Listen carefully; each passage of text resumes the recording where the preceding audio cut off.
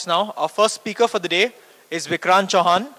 He's been a QA for the last 6 years. He enjoys exploring new testing frameworks and open source tools.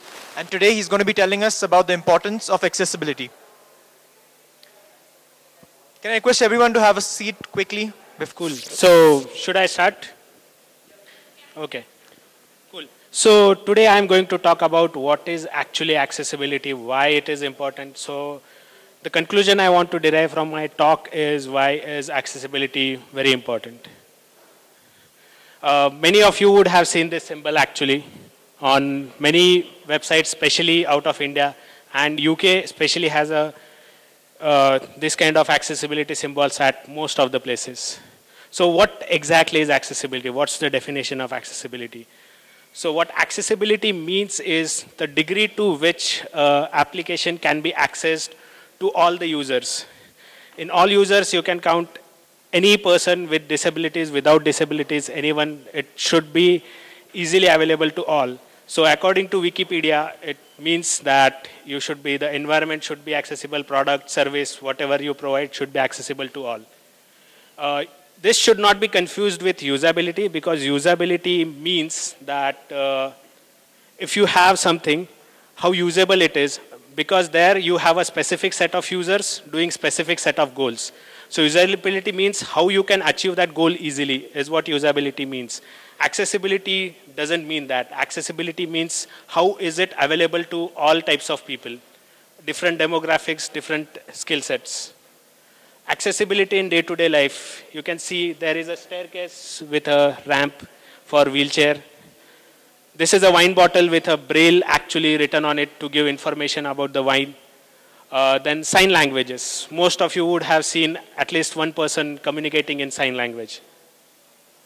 This is like what is the relationship of accessibility and computing. So there is very interesting quote that I read. So what does it mean is like for people without disabilities, technology makes things convenient. But for people with disabilities, it makes things happen. For example, a blind person cannot access a website.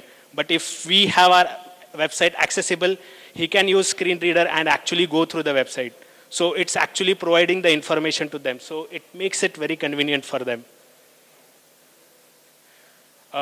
Computing accessibility, what are the key issues? So first is, how actually can you make your electronic content accessible to people? So here you can see a girl with a very odd looking keyboard, but she has got visual disabilities, so the keyboard is designed in such a way that she can actually see which key is where, with very vibrant colors. Second is, how can you deliver that content to the people? So in the example, what I have shown is like this BBC site has actually got different types of options for a person who is accessing your website, that, okay, what disability does he have? And they're delivering the content in that fashion. So why accessibility is important, right? So accessibility is important because it's a social responsibility. We as a good citizen, of this world, we should make sure that whatever information we actually have electronically available should be available to all. It should not restrict to the people who have like all good abilities, but few who have special abilities like visually impaired, hearing impaired, they should also be able to access that content. Second, many countries, especially European Union and US, UK, they have very strict laws around accessibility. If your site doesn't comply to accessibility, they can actually bring down your site. And they can file actually litigations against you, which are like very huge litigations. So most of the government sites, if you go to UK, US, they would be compliant with all the accessibility standards. Third, market opportunities. So if you make your website accessible to people, more like if it is accessible to visually impaired, more people will come to your site and actually do follow certain things. Like if you are an e-commerce site, more people will come and buy things to your. So just stats which I read on Wikipedia around accessibility, 20% of Americans have some sort of disabilities. So if I make my website accessible, those 20% will automatically come down to my site and my market share might increase by 5 or 10% based on just those users. And it's a good branding, right? When you say that, okay, my website is accessible, people make sure that you are branded really well. Like many NGOs and all those will try to promote that, okay, go to this site is really good. This is accessible to you. So you automatically generate that branding, and you can project your organization as a socially responsible organization, which will again generate more revenue. Second is innovation and creativity. So just an example, touchscreen. It actually started with a person who was disabled. He actually thought that, okay, I can't click using a mouse because he had motor disability. So he thought of, can we have something where I can just pinpoint or touch it? So that's one of the examples of creativity. There are many such examples like screen readers. Then most of the ATMs, they also have keyboard to actually type in things. So that's one of the things. Example.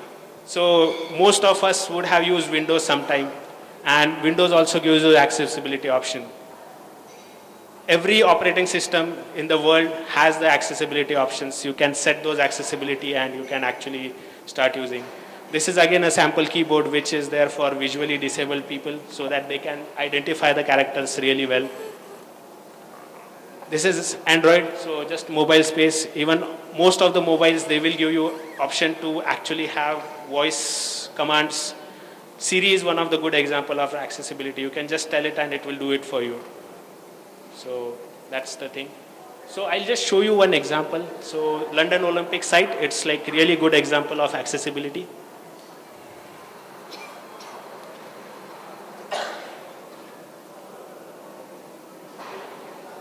So if you see the header, I'll just zoom it. So if you see the headers, it actually says this is for visually impaired, this is easy read. So this is accessibility thing for their stadiums. All the stadiums are actually accessible by wheelchair. So if you go, they'll show you routes, they'll show how exactly you can do. And they have some compliance statements as well. But I'll show you something else. So for persons with visual disability, this is the way, if he sees website, he will be easily able to navigate through the website. If you see, it's very like visually easily readable by any person. That's one thing. Then there is an option called as easy read. This would actually have all the things in a simpler way. You can use a screen reader and actually you can browse the entire site. And if you just go to simple London Olympics, you will see a fancy site. So yeah, that was example of accessible website. Yeah, cool. So I just did some web accessibility. I have not done it on any desktop or any kind of applications. The two tools that I used frequently, one is Wave, it's free. And then there are Firefox accessibility extensions. These are very handy. So in Wave, what you can do, simply type your URL and push enter, and it will give you all the guidelines that your website has not conformed to. And you can set the accessibility level. So there are web accessibility levels defined by WC3 accessibility standards. There is AA, AAA, and single A. So these actually correspond to single A is just conforming to one priority items that WC3 has defined. AA is with 2 priority, priority 1, priority 2 as well, and AAA is priority 1, 2, 3. All accessibility standards are followed. Yeah, that's it.